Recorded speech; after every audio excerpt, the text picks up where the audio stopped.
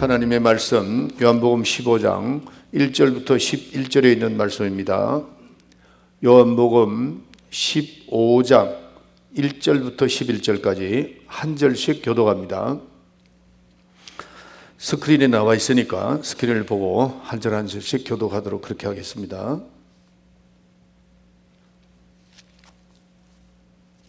요한복음 15장 1절부터 내가 참 포도나무요 내 아버지는 그 농부라. 무릇 내게 있어 과실을 맺지 아니하는 가지는 아버지께서 이를 제해 버리시고 무릇 과실을 맺는 가지는 더 과실을 맺게 하려 하여 이를 깨끗게 하시느니라. 너희는 내가 일러준 말로 이미 깨끗하였으니 내 안에 거하라 나도 너희 안에 거하리라. 가지가 포도나무에 붙어있지 아니하면 절로 과실을 맺을 수 없음 같이 너희도 내 안에 있지 아니하면 그러하리라. 나는 포도나무요 너희는 가지니 저가 내 안에 내가 저희 안에 있으면 이 사람은 과실을 많이 맺나니 나를 떠나서는 너희가 아무것도 할 수 없음이라. 사람이 내 안에 거하지 아니하면 가지처럼 밖에 버리워 말라지나니 사람들이 이것을 모아다가 불에 던져 사르느니라. 내가 너희 안에 거하고 내 말이 너희 안에 거하면 무엇이든지 원하는 대로 구하라 그리하면 이루리라. 너희가 가시를 많이 맺으면 내 아버지께서 영광을 받으실 것이요 너희가 내 제자가 되리라. 아버지께서 나를 사랑하신 것 같이 나도 너희를 사랑하였으니 나의 사랑 안에 거하라. 내가 아버지의 계명을 지켜 그의 사랑 안에 거하는 것 같이 너희도 내 계명을 지키면 내 사랑 안에 거하리라. 11절 다 같이 하겠습니다. 내가 이것을 너희에게 이름은 내 기쁨이 너희 안에 있어 너희 기쁨을 충만하게 하려 함이니라. 다 같이 기도합시다. 하나님 감사합니다. 오늘도 저희들에게 귀한 시간을 주시고 하나님 앞에 영광과 찬송과 존귀를 돌릴 수 있도록 도와주심을 감사합니다. 기도와 찬양과 또 예물을 드렸습니다. 받아 연락해 주시고 특별히 예물 드린 모든 아름다운 손길에 하나님께서 축복하시사 이 땅에 살아가는 동안에 부족함이 없이 풍성한 삶을 누리며 베풀며 주님의 사명을 감당하는 귀한 가정과 사업이 될 수 있도록 도와주시옵소서.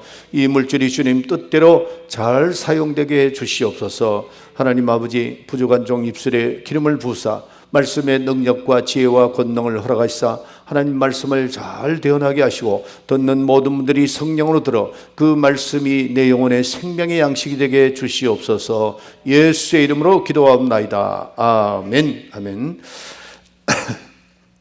할렐루야.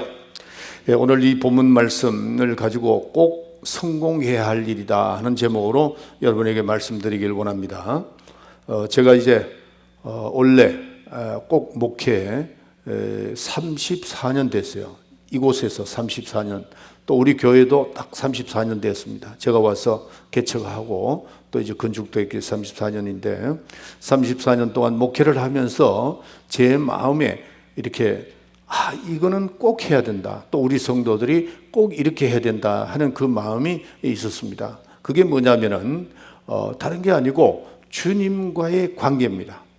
성경을 읽을 때마다 느끼는 것은 주님의 관계에 꼭 성공을 해야 된다 하는 것을 제가 시간이 갈수록 더 많이 느껴집니다. 왜 그러냐 하면은 주님과의 관계만큼 성공해야 되는 이유가 주님과 우리의 관계는 영원한 관계입니다. 예수를 믿고 난 다음에 우리가 세상을 떠나는 그날까지 또 우리가 하늘나라에 가서도 그분과 영원한 관계에 있다는 사실을 우리가 알아야 됩니다. 이것은 생명의 관계이기도 하고 영원한 관계다. 예수님과 성도의 관계는 생명으로 이어지는 영원한 관계다 하는 것을 꼭 기억해야 됩니다.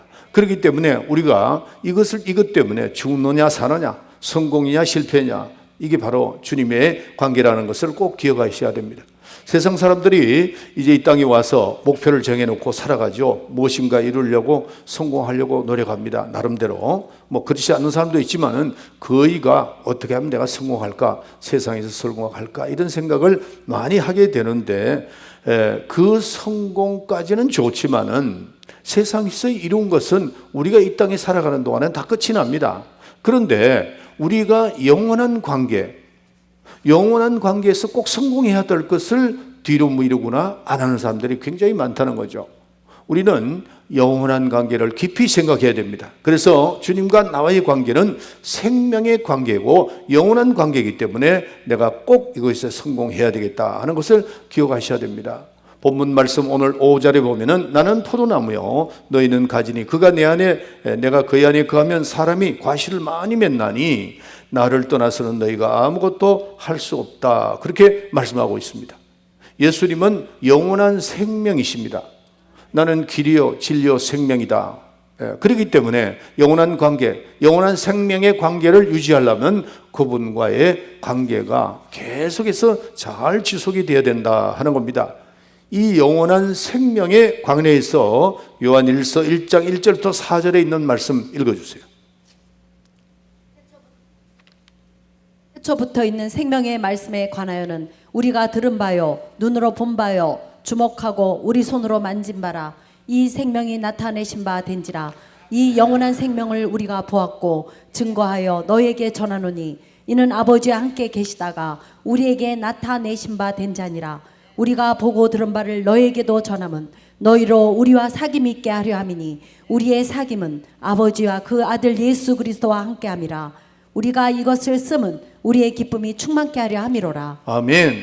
우리가 예수님과 우리의 관계, 이 관계를 유지하는 것이 우리의 기쁨이요 우리의 영원한 축복이라는 것을 분명히 이 말씀을 통해서 말씀하고 있습니다. 요한일서 5장 11절에 보면은 또 증거는 이것이니 하나님이 우리에게 영생을 주신 것과 그 생명이 그 아들 안에 있는 것이니라. 그렇게 말씀하고 있습니다. 그래서 기독교는 생명입니다. 기독교는 다른 종교하고 틀립니다. 다른 종교는 생명이 없습니다. 그러나 이 기독교는 예수 그리스도께서 주시는 그 생명, 그 생명이 영원하기 때문에 우리는 이 기독교는 생명이라는 것을 꼭 기억해야 됩니다. 그렇기 때문에 우리는 이 부분에 대해서 꼭 승리자가 되어야 될 줄 믿습니다. 주님과의 관계가 우리에게는 굉장히 중요하다는 거예요. 그래서 주님의 만남, 또 만남을 인해서 주님과의 관계가 계속해서 잘 이루어져야 된다 하는 겁니다. 제가 어떤 책을 보니까 당시에 예수님을 만난 사람이 굉장히 많습니다. 한 수십만이 된다 그래요. 성경학자들이 연구입니다. 그런데 진정한 만남, 예수님과 진정한 만남을 가진 사람은 몇 사람일까 하고 세어보니까 이건 성경학자들이 하는 말입니다. 57명밖에 안 된다는 거예요.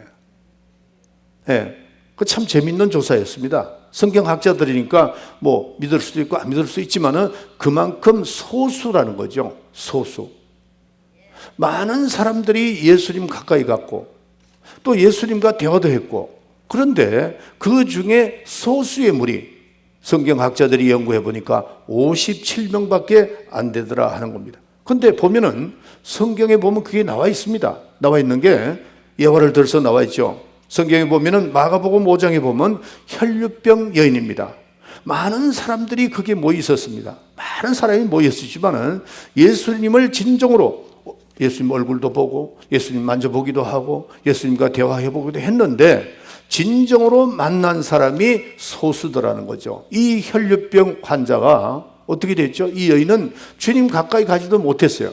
그렇지만은 내가 주님을 내가 지금 옷자락이라도 만나면은 내 혈류병이 없어질 것이다 생각하고 그 옷자락을 만졌을 때 예수님을 알고 계셨습니다.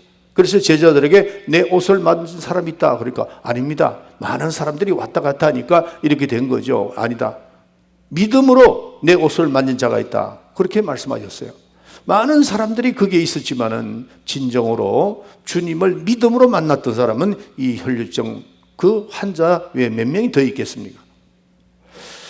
우리가 정말 우리가 신앙생활을 지금 현재 이 지구상에 예수 믿는 사람이 얼마나 많습니까? 근데 진정으로 주님과의 동행, 주님과의 관계를 맺고 살아가는 사람이 과연 몇 사람일까 하는 것을 한번 생각해 보시길 바랍니다. 여러분들 누가복음 19장에 보면요, 예수님께서 어느 날 여리고성에 들어갔습니다. 그 여리고성에 들어갔을 때 많은 사람들이 모여 있었어요. 많은 사람이 모여 있는데 거기에서 대화를 하고 있는 가운데 삭개오라는 사람이 있었습니다. 이 삭개오는 세리장이요, 당시에는 상당히 수준 높은 사람이죠. 세리장이니까. 그런데 예수라는 사람이 소문은 들었지만은 궁금하고 아무리 자기가 돈이 있었지만은 명예가 있었지만은 마음의 허전함을 채울 수가 없었어요.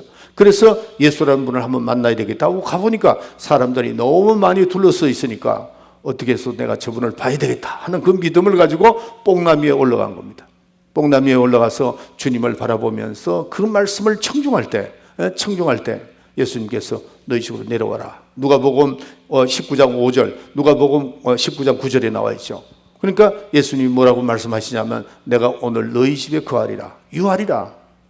그 많고 많은 사람 가운데 한 사람을 딱 뽑아서 만나게 된다는 것은 그냥 우연이 아니다는 거죠.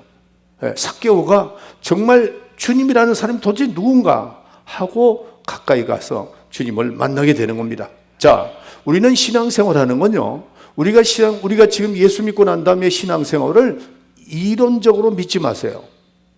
생각으로 믿지 말고 철학적으로 믿지 말고 실질적으로 이 혈류적 여인과 같이 그 다음에 이 지금 삭개오와 같이 주님을 만나야 되는 겁니다. 네, 주님을 만나야 돼요.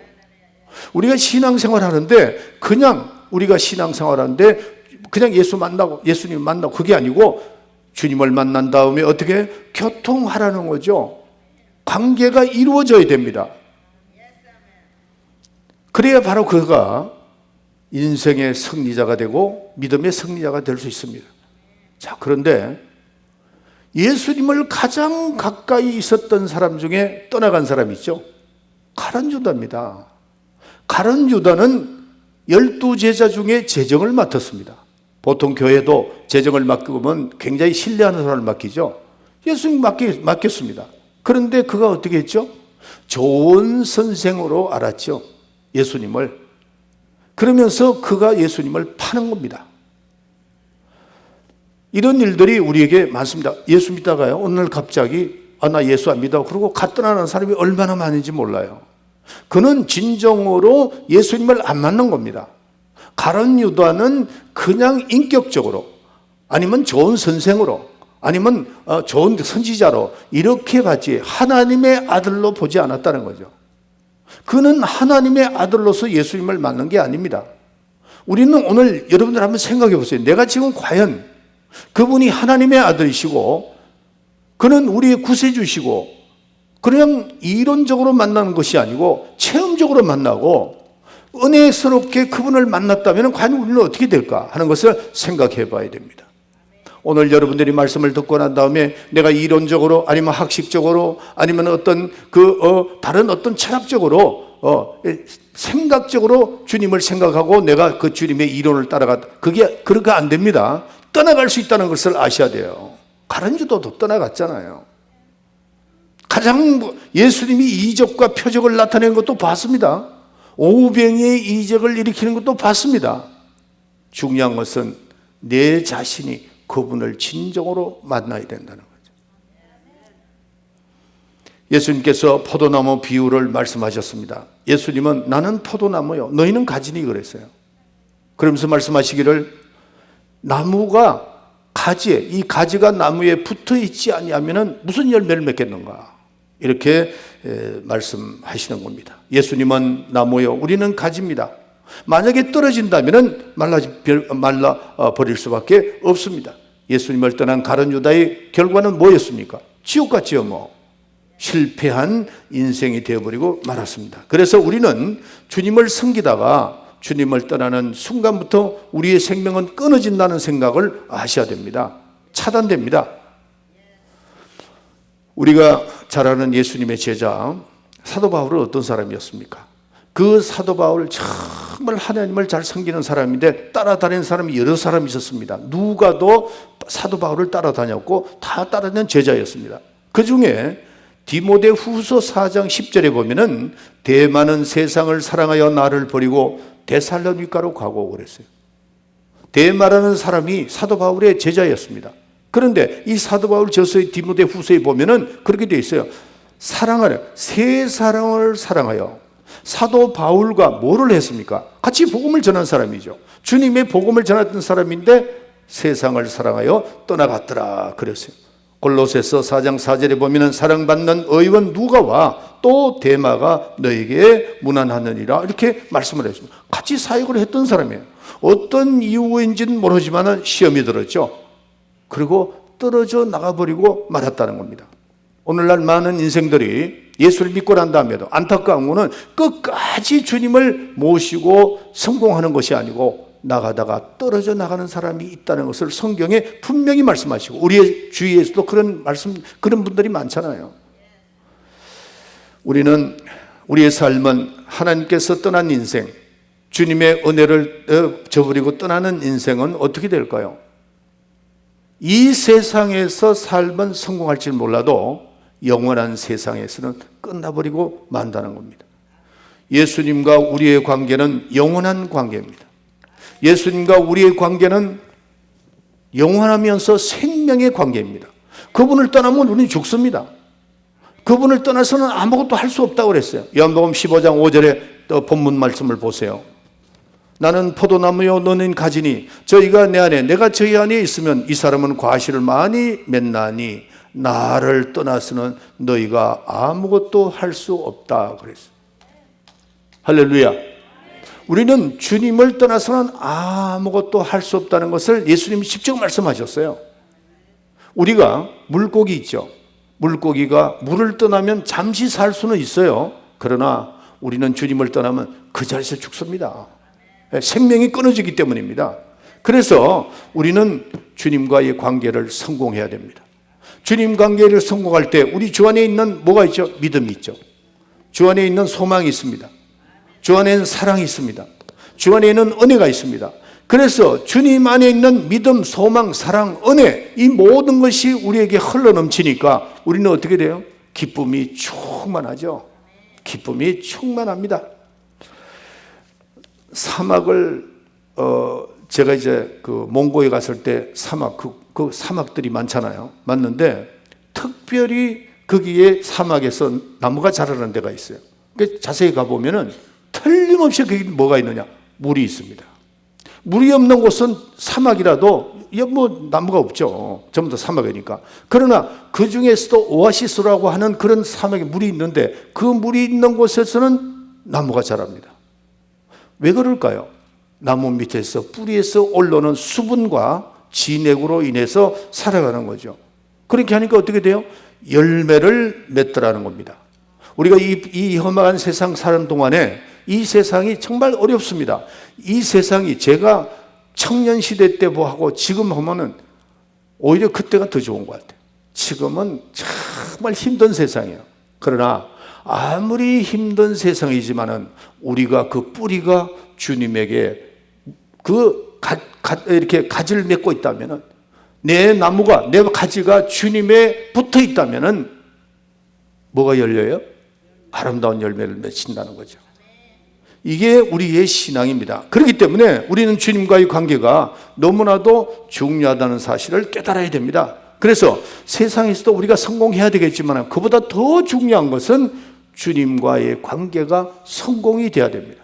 다른 건 좀 실패해도 괜찮아요. 뭐 좀 더 좋은 대학 못 나와도 괜찮고 또 좋은 직장 생활 못해도 괜찮고 또 어떻게 하다가 가정에 약간의 문제가 있다 할지라도 뭐 괜찮다면 좀 이상하지만은 괜찮습니다. 왜? 영원한 것이 아니기 때문에. 이 땅에 떠나는 동안은 그건 다 포기되는 거잖아요. 우리가 꼭 성공해야 할 것은 신앙생활입니다. 주님과의 관계, 주님을 만나고 주님과의 관계가 이루어져 나가야 된다는 것을 이걸 꼭 기억하시기를 예수의 이름으로 축원합니다. 그래서 다른 건 다 못하더라도 올해 2023년도는 주님과의 관계 성공하시기를 예수의 이름으로 축원합니다. 그래서 신앙생활은 성공이냐 실패나 그거는 다른 거 없습니다. 내가 주님과의 관계를 맺고 있는가, 주님과의 교통을 하고 있는가, 이게 우리에게 중요하다는 겁니다. 만약에 하나님과 우리의 관계가 완만하게 이루어진다면 하나님은 여러분의 삶의 모든 것을 다 책임지십니다. 항상 제가 여러분들에게 예화를 드리죠. 제가 우리 제임스와의 관계를, 제임스와의 관계, 우리 손자의 관계를 한번 생각해 보세요. 제가 무슨 어려움이 있을 때 할아버지, 아버지는 뭐 김남식 집사도 가만히 안 있겠지만 저도 가만히 있습니다. 왜냐하면 내 손자잖아요. 그러면 남식 집사나 우리 세라 목사는 아들인단 말이에요. 그런 관계인데 왜 가만히 있겠느냐. 하물며 하나님은 어떻게 하시겠는가. 이걸 우리가 깊이 생각해야 됩니다. 그렇기 때문에 주님과 우리의 관계는 뗄래야 뗄 수가 없는 관계인데 떨어져 나가면 안 된다는 거죠. 관계를 맺고 성공하는 여러분이 되시기를 예수의 이름으로 축원합니다. 자, 그러면 우리가 내가 지금 주님과의 관계를 맺고 있는 관계가 말로만 그런 거냐? 아닙니다. 신앙생활은 형상이 번듯이 나타나게 되어 있습니다. 믿는 자에게 이런 표적이 따른다 하는 것과 같이 내가 주님과의 관계를 맺었을 때 나에게 나타나는 결과가 있다는 사실입니다. 오늘 이 본문 말씀에 보면은 나무가 가지가 나무에 붙어 있으면은 뭐 한다고 그랬죠? 뭐가 나타난다고 그랬죠? 과실을 많이 맺나니 그랬어요. 열매가 나타난다는 겁니다. 그 열매가 있다는 겁니다. 여러분들, 우리가 주님과의 관계가 완만하게 또 주님과의 관계를 잘하고 있으면은 그 결과가 나타나야 돼요, 안 나타나요? 나타나야 됩니다. 확실히 나타나야 된다는 것을 아셔야 됩니다. 아멘? 크게 아멘 합시다. 2023년도는 주님과 함께 관계를 맺으면서 그 관계를 맺었을 때 예수님께서 분명히 요한복음 15장 1절부터 5절에 쭉 나오는 말씀이 5절에 나오죠. 자, 5절 한번 읽어봅시다. 5절. 나는 포도나무여 너희는 가지니 저가 내 안에 내가 저희 안에 있으면 이 사람은 뭘 맺는다고? 과실을 많이 맺나니 나를 떠나서는 너희가 아무것도 할 수 없느니라. 예수님과 함께 관계를 맺고 성공하면은 분명히 뭐가 나타난다고요? 과실을 맺는다 그랬어요. 많은 열매를 맺으시기를 예수 이름으로 축원합니다. 아유, 나는 예수 믿어도요 응답도 없고 이건 내가 이게 믿는 건지 안 믿는 건지 모르겠다고 하는 분들이 많아요. 확인하셔야 돼요. 내가 지금 주님과 함께 관계를 맺고 있는데 그 결과가 나타나는가? 열매가 나타나는가? 안 나타나면은 여러분들 다시 정립해, 다시 내 자신을 그걸 회복시켜야 돼요. 할렐루야. 그래서 우리는 내가 주님이 내 안에 계실 때에 나타나는 열매가 있습니다. 그 열매가 주님께서 주시는 능력, 권능, 성령의 열매, 이런 열매가 계속해서 나타나는 겁니다. 그걸 여러분들이 인정하시고 바라야 돼요. 믿으면 바라는 것들의 실상이라고 그랬으니까. 그 열매 중에 하나가 우리가 예수님이 이 땅에 오셔서 어떻게 하셨죠? 우리의 죄를 사해 주셨습니다. 우리의 죄를 사해 주셨어요. 예수님은 우리의 죄를 주홍같이 붉을지라도 흰 눈과 같고 양털같이 씻어주신다고 그랬습니다. 그래서 우리가 주님과의 관계가 원활하게 이루어질 때는 나에게는 무슨 열매가 강하게 나타나느냐면 회개에 합당한 열매입니다. 따라합시다. 회개에 합당한 열매. 우리는 이 땅에 살아가는 동안에 주님 나라 가는 그날까지 우리는 회개하며 사는 인생입니다. 입술로, 마음으로, 생각으로 지은 죄들이 순간순간 얼마나 많습니까? 어떤 목사님이 이런 생각을 했다고 그래요. 만약에 내가 죄를 지으면은 한 끼씩 금식하겠다. 그리고 이제 시작했는데 매일 금식하더라는 거죠. 매일. 그게 무슨 말입니까? 그만큼 우리가 죄를 짓고 있다는 거죠. 어떤 목사님 간증이 그렇더라고요. 그래서 우리에게는 주님께서 우리에게 베풀으신 회개의 그 축복이 우리에게 이루어져야 되는 회개에 합당한 열매. 그 회개가 우리의 삶 속에서 회개에 합당한 열매가 자꾸 맺어진다면은 주님과의 관계가 이루어지고 있다는 사실을 깨달아야 됩니다. 그게 증거입니다. 그게 증거예요. 어떤 사람은 자기가 잘못해 놓고도 내가 뭘 잘못했느냐 이렇게 얘기합니다. 주님 앞에서도 난 잘못한 게 별로 없다고. 그거는 주님과의 관계를 갖고 있지 않다는 사실을 알아야 돼요. 우리는 주님과의 관계를 맺고 있다면 분명히 그 말씀이 나오게 회개에 합당한 열매를 맺게 된다는 거죠. 사도 바울은 나는 죄인 중에 죄인이요 나는 핍박자요 회방한 자라 이렇게 되어 있어요. 주님을 만나고 다메섹에서 예수님을 만나고 난 다음에 그의 삶은 날마다 회개하는 삶이고, 나는 부족하다, 나는 죄인 중에 괴수다, 나는 핍박자요, 나는 해방자다, 이렇게 계속해서 자기 자신을 낮추면서 회개에 합당한 열매를 맺게 된 겁니다. 여러분들, 오늘도 여러분들이 주님과 함께 성공하게 되면은 여러분의 삶 속에 뭐가 나타난다고요? 회개에 합당한 열매, 회개하게 된다는 사실을 알아야 됩니다. 이사야 선지자는 성전에 들어가서 하나님을 배울 때에 화로다, 나는 망하였도다, 나는 내 입술이 너무 부정하다라고 이사야 선지자는 회개를 하기 시작을 했던 겁니다. 누구든지 마찬가지예요. 모든 사람들이 보면은 주님과의 정상적인 관계를 맺고 있다면은 그의 삶은 회개에 합당한 열매를 맺게 됩니다. 여러분이 잘 아는 다윗도 그랬죠. 여러분이 잘 아는 사도 바울도 그랬죠. 베드로도 그랬습니다. 그런데 특별히 회개하지 않는 사람이 누구죠? 사울입니다. 사울. 그는 자기가 잘못해놓고도 자꾸 블레임을, 다른 사람을 블레임하고 백성을 블레임하고 이렇게 합니다. 그렇기 때문에 하나님이 그를 회개할 길을 열어줄 수가 없어요. 예수님은 이 땅에 오셔서 우리의 죄를 다 사해 주셨기 때문에 우리가 그분하고의 관계를 맺게 되면 내 자신을 발견하고 회개하게 되는 겁니다. 회개에 합당한 열매를 맺으실 때에 그 죄는 사라지고 내 영혼에 정말 하나님께서 주시는, 주님이 주시는 그 기쁨, 빛이 우리에게 들어오게 되는 겁니다. 중요한 것은 내가 잘못을 깨닫지 못하고 있으니까 회개가 안 되는 거예요. 깨닫고 회개하는 것이 얼마나 축복인지 모릅니다. 할렐루야. 여러분들 그러고 나니까 회개에 합당한 열매를 맺고 나니까 기분이 충만하죠. 그러니까 그 마음속에 하나님의 은혜가 스며듭니다. 하나님의 은혜가 들어오니까 마음속에 기쁨이 있죠. 어떤 기쁨? 야, 이건 내 혼자 은혜 받아서는 안 되겠구나. 이건 내 혼자 은혜 받으면 안 되겠구나. 이 기쁨을 가장 가까운 데 부모, 형제, 또 친구들에게 이렇게 복음을 전하게 돼 있더라는 거죠.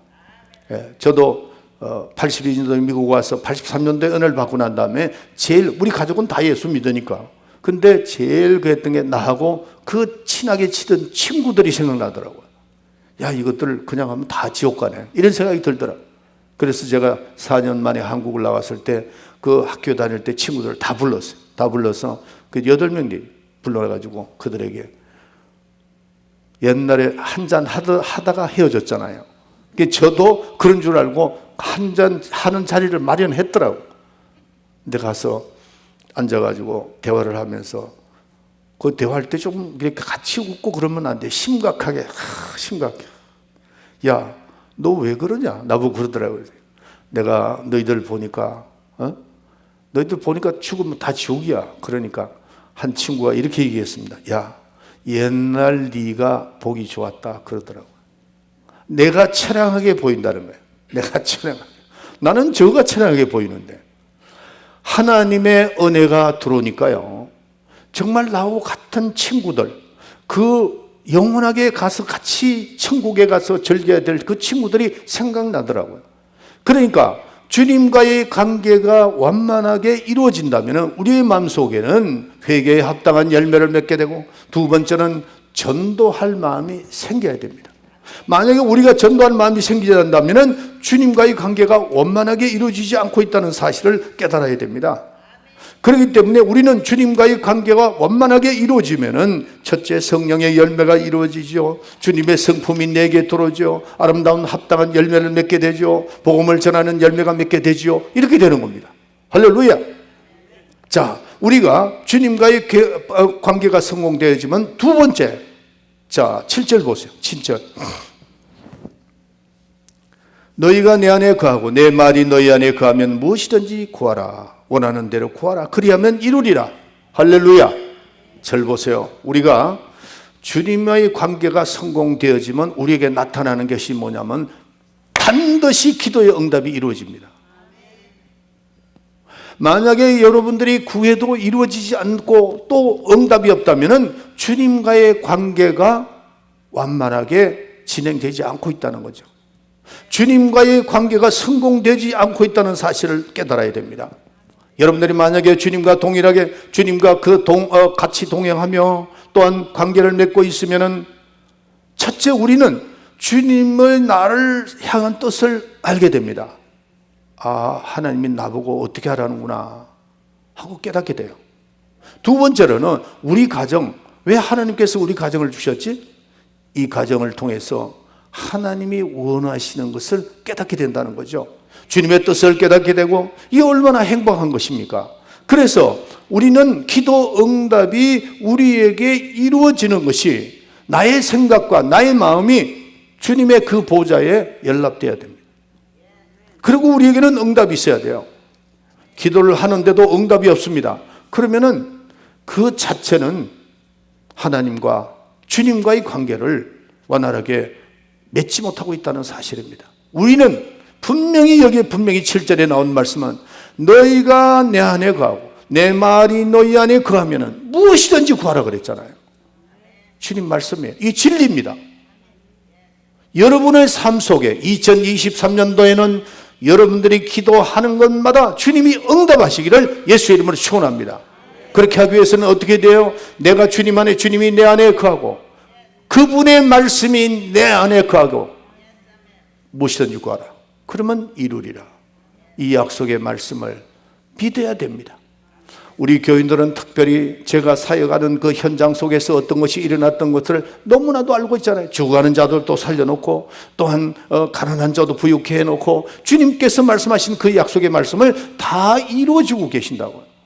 우리 교회는 그런 이적과 표적이 너무 많았습니다. 2023년도는 우리 교인들은 한 사람도 실패자가 없고 주님과의 관계를 완만하게 해서 복의 부엌을 더하게 해주시고 지경을 넓혀주시고 걱정, 근심, 불안, 초조가 다 떠나가는 여러분들이 되시기를 예수의 이름으로 축원합니다. 세 번째로 우리가 주님 관계에 성공하면 어떻게 되어지느냐. 9절 보세요. 아버지께서 나를 사랑한 것 같이 나도 너희를 사랑하였으니 나의 사랑 안에 거하라.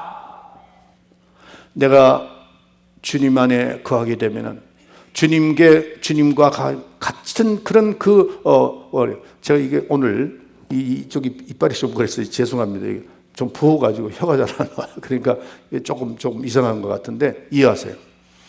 그런데 9절에 보면은 우리가 주님과의 우리의 관계가 원활하게 이루어지면은 하나님의 사랑을 느낍니다.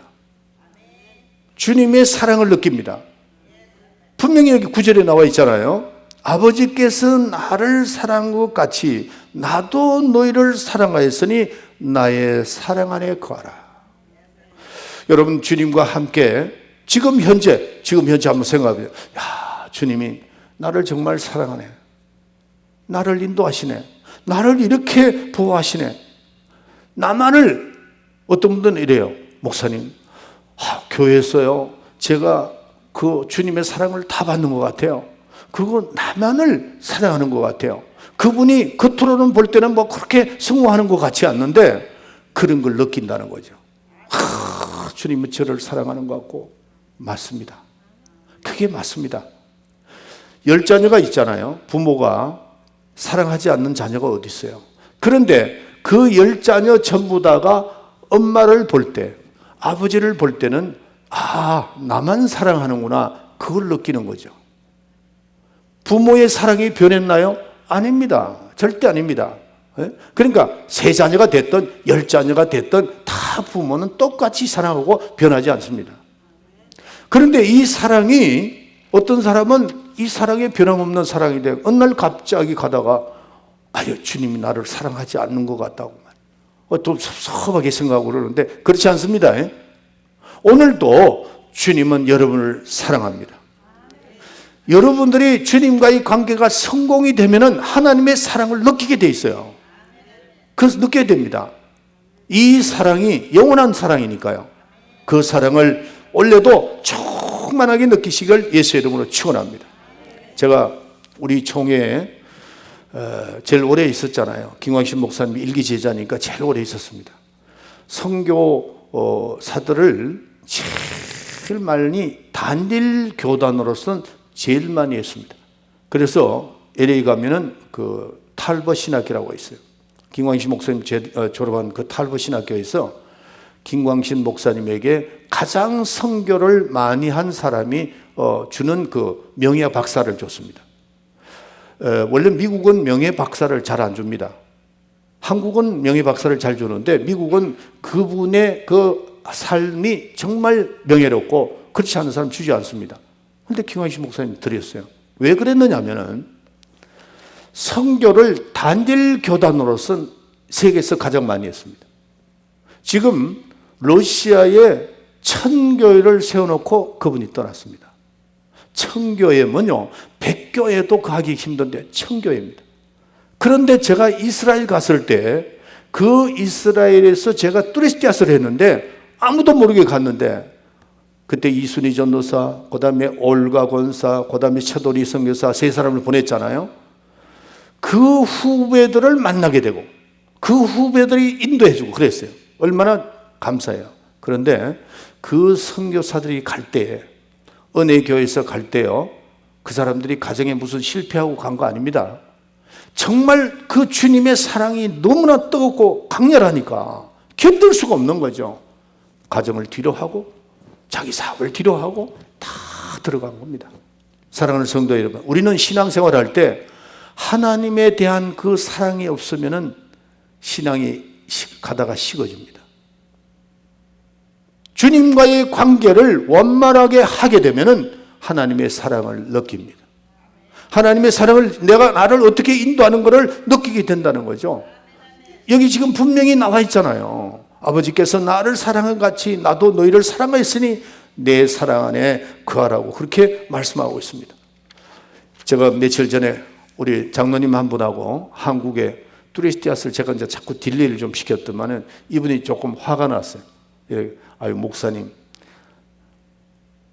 뚜레스티아스 하셔야 됩니다. 목사님 그래요. 해야죠. 뭐 시간이 그러니까 그분이 하는 말이 있습니다. 가장 짧은 시간에 하나님의 사랑을 가장 빨리 전할 수 있는 게 뚜레스티아스라는 겁니다. 그분이 그렇게 얘기를 해요. 맞습니다. 얼마나 많은 제자들이 나왔는지 모르잖아요. 그분들 가운데 주의 종된 사람들이 굉장히 많습니다. 오지에 가고 저 아프리카 가고 베네수엘라의 아자쿠처로 가고 갔던 사람들이 전부 다 뚜레스티아스 출신들이에요. 그분들이 그 짧은 프로그램을 통해서 뭐를 체험했느냐? 하나님의 사랑을 체험한 겁니다. 여러분들 우리는 비록 여기가 뚜레스티아스 장소는 아니지만 우리는 예수 안에 거하게 되고 예수 안에 거하는 자는 예수님과 함께 교제를 나누고 예수님과 함께 동행하는 사람은 누구의 사랑을 느낀다고요? 하나님의 사랑을 느끼게 되어 있습니다. 독생자 예수 그리스도를 이 땅에 보내주시기까지 한 그분의 사랑을 우리에게 느끼니까 주님의 일을 하게 된 겁니다. 하나님을 사랑하는 자가 주님의 일을 합니다. 하나님을 사랑하는 자가 헌금할 수 있어요. 하나님을 사랑하는 자가 봉사할 수 있고 뭐든지 주님이 명령하면 따를 수가 있습니다. 이렇게 주님과의 관계를 형통하게 되면 주님의 사랑을 느껴서 느낀 사람의 결과가 뭐냐 하는 겁니다. 자, 11절입니다. 11절 좀 읽어주세요. 내가 이것을 너에게 이름은 내 기쁨이 너희 안에 있어 너희 기쁨을 충만하게 하려 함이니라. 할렐루야. 이 주님과의 관계가 형통하고 하나님의 사랑을 느끼는 사람은 주님의 기쁨이 그 속에 충만하다는 겁니다. 여러분들 이 시간 주님의 기쁨이 충만합니까? 크게 아멘 합시다. 그렇다면 여러분들은 주님과의 관계에서 성공한 분들입니다. 만약에 여러분들이 이 자리에 앉아 있으면서도 내 마음에 기쁨이 없어. 목사님, 저는 왜 이렇게 마음에 기쁨이 없을까요? 대답은 딱 하나입니다. 주님과의 관계를 하지 않기 때문에. 주님과의 맺은 그것으로 주님과의 관계를 맺어야죠. 그럴 때 우리의 마음속에 분명히 약속되어 있습니다. 내 기쁨을 너에게 주어 내가 이것을 너에게 이름은 내 기쁨이 너희 안에서 너희 기쁨이 충만하게 하려 하심이라. 주님이 내 안에 계신다면 그 기쁨이 있어야 됩니다. 하나님의 사랑이 느껴져야 됩니다. 그래서 주님의 기쁨으로 기뻐하는 여러분이 되시길 바랍니다. 자, 그러면 이 기쁨이 그 기쁨이 뭘까요? 첫째, 창조주의 기쁨입니다. 자세히 시간이 없기 때문에 대화를 못합니다만은 말씀을 못 드린다면은 하나님께서 천지를 창조하실 때 하나님 보시기에 좋았더라 그랬죠. 은혜를 받은 사람의 특징이 있습니다. 많은 사람들이 저게 동일하게 얘기하는 것이 옛날 보던 그 나무가 아니더라고요. 옛날 보던 그 산이 아니더라고요. 은혜를 받고 나니까 그 나무들이 나를 향하여 기뻐해 박수치는 것 같고, 모든 우주 삼라만상이 너무 아름답게 보이고 이웃이 그렇게 사랑하게 되고 이렇게 되더라 그래요. 그게 창조주의 기쁨입니다. 하나님이 보시기 좋았더라. 그런데 은혜가 떨어지면은 옆에 있는 사람도 귀찮아, 마음이 어두워져. 창조의 기쁨이 없는 겁니다. 주님께서죠, 내 기쁨을 너에게 주어 그랬죠. 그래서 우리는 주님과의 관계를 성공하게 되어지게 되면은 만물이 다 하나님께서 나를 위해서 지어주신 것이고, 내 이웃도 나를 위해서 지어준 것이고, 내 후손들도 나를 위해서, 누구든지 나를 위해서 하나님께서 주셨다 하는 것을 느끼게 되는 겁니다. 두 번째로 무슨 기쁨이냐? 죄 사함의 기쁨이 충만합니다. 예수님과 함께 하면요, 죄 사함의 기쁨, 이거 여러분들을 깊이 한번 생각해 보세요. 예수님이 이 땅에 오셨습니다. 예수님 오셔서 우리의 죄를 다 그분이 십자가에 달려 돌아가시면서 담당하셨죠. 그 예수님이 참 십자가에 달렸을 때 그 고통은 이루 말할 수가 없었어요. 힘드시니까. 그렇지만은 예수님의 마음에 어떤 마음이 있었을까요? 나의 피로 저들의 죄를 다 사해 줬으니까, 모든 인간은 내 피로서 죄 사함을 받았으니까 그 갚아주시는 주님의 기쁨이 얼마나 하겠어요? 그렇죠? 그렇기 때문에 주님과의 관계가 이루어지면 그 기쁨이 우리에게 있다는 거죠. 죄 사함의 기쁨이 있다는 거죠. 그게 있어야 됩니다. 우리가 어떤 죄를 지었다 할지라도 우리가 주님 앞에 나오면 죄의 사함을 얻게 되는데, 그것도 중요하지만 2000년 전에 이 땅에 오셔서 그분이 죄를 짊어지셔서 그 죄로 사망, 죄값은 사망이잖아요. 다 죽어 없어야 되는데 그 피를 흘리셔서 모든 인간들의 영혼을 구원하시는 그 기쁨, 그 기쁨이 우리에게 있다는 거죠. 주님과의 관계를 맺으면 그런 기쁨이 있습니다. 세 번째로 어떤 기쁨이 있느냐 하면은 죄인이 회개하고 돌아오는 기쁨입니다. 누가복음 15장 7절에 보면은 내가 너희에게 이르노니 이와 같이 죄인 하나가 회개하고 하며 하늘에서는 회개할 것이 없는 의인 99을 인하여 기뻐하는 것보다 더하리라 그랬어요. 죄인 한 사람이 돌아올 때 하나님이 그 기뻐하시는 그 마음, 누가복음 15장 7절에 누가복음 15장에 보면 집 나간 탕자, 이 집 나간 탕자가 돌아왔을 때 아버지의 기쁨은 말로 표현할 수가 없었어요. 큰아들이 좀 입이 이만큼 나왔죠. 아니, 아버지의 재산을 다 말아먹고 도망간 저놈을 왜 환대하는가? 나는 아버지 곁에 있었는데도 염소새끼 한 마리도 잡아주지 않았지 않습니까? 그 큰아들의 마음과 아버지의 마음은 틀렸다는 거죠. 큰아들은 돈 가지고 따져들고 인간적으로 따졌지만 아버지는 그런 마음이 전혀 없고 돌아온 탕자 그 목숨만을 생각했다는 겁니다. 이게 아버지의 마음이거든요. 이게 돌아온 탕자의 누가 가장 기뻤을까요? 아버지입니다. 아버지가 가장 기뻤을 거 아니에요. 그 마음이 우리에게 있다는 겁니다. 탕자, 돌아온 그 탕자에, 그래서 제가요, 특별히 우리 교인들이 그런 것 같아요. 우리 교인들이 이제 기도하고 하다가 누가 한 사람이 우리 교회 오기로 이제 했잖아요. 그러면은 우리 교인들이 그냥 밖에 나가서 기다립니다. 그분 안 오면 어떡하나 막 그러다가 이제 차 갖다 놓고 여기 들어오잖아요. 그러면 우리 교인들, 특별히 우리 교인들이 더 한 것 같아요. 그래서 그냥 잘 모시고 막 그러죠. 오히려 너무 친절해가 그분들이 이상할 정도로. 참 그게 어떤 마음이냐? 아버지의 마음입니다. 제가 언젠가를 한 말씀 드렸죠. 그때 제가 러시아에 갔을 때, 레닌그라드에 갔을 때 거기에 세계 정말 진품만 갖다 놓은 그 레닌그라드 박물관이 있습니다. 거기 들어갔을 때 제가 이제 거기서 막 이렇게 구경하고 있는데 한 군데에서 많은 사람들이 모여 있어요. 특별히 거기는 그게 뭔가 하고 저도 가보니까 그 엠브란트의 돌아온 탕자의 그림이 진품이 거기 있더라고요. 이렇게 걸려 있는데 그 아버지의 모습 그 그려놨는데 엠브란트라는 화가가 그 아버지의 심정을 그려놨는데 기가 차게 그려놨습니다. 그 다음에 그 아버지 밑에서 눈물을 흘리고 있는 탕자의 모습. 그런데 신기한 게 있습니다. 거기서 이제 그 해주는 사람들이 이렇게 설명해 주는 사람이 뭐라고 얘기했냐면은 엠브란트의 그 탕자의 비유가 유명한 이유가 있답니다. 그게 뭐냐면은 아버지의 그 그림이요. 이쪽에서 봐도 똑같고 이쪽에서 봐도 똑같고 정면으로 봐도 그 그림이 그 아버지의 그 모습이 바뀌지 않는다는 거예요. 여러분들 그림은요. 앞면을 보는 거하고 옆면을 보는 거 틀립니다. 조금씩 틀립니다. 그런데 그 엠브란트가 아버지는 그러니까 이제 이 사람이 이제 그들을 표현한 겁니다. 하나님을 표현한 거죠. 어떻게 어떤 그서라도 어떤 방법 어떤 상황 속에서라도 하나님 아버지는 우리를 보는 것이 이쪽에서 보는 마음이나 저쪽에서 보는 마음 누구를 보더라도 똑같은 그 아버지의 그 사랑 God is love. 예, 하나님은 사랑이라는 거예요.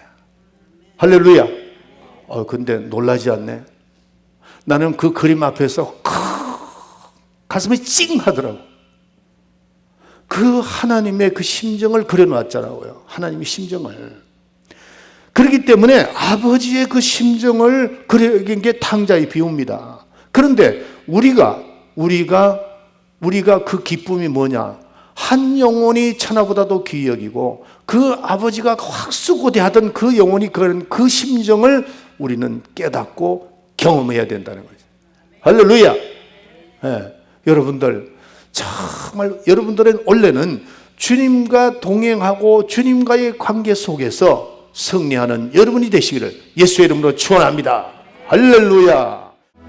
지금은 우리 구주 예수 그리스도의 은혜와 하나님 우리 아버지의 만극하신 사랑과 성령의 감동 충만 내재 교통하심이 오늘 말씀을 듣고 돌아가는 모든 성도들 마음속에 주님과 함께 동행하리라. 주님과 함께 동행하며 나타나는 열매가 풍성하게 나타나는 삶이 되리라.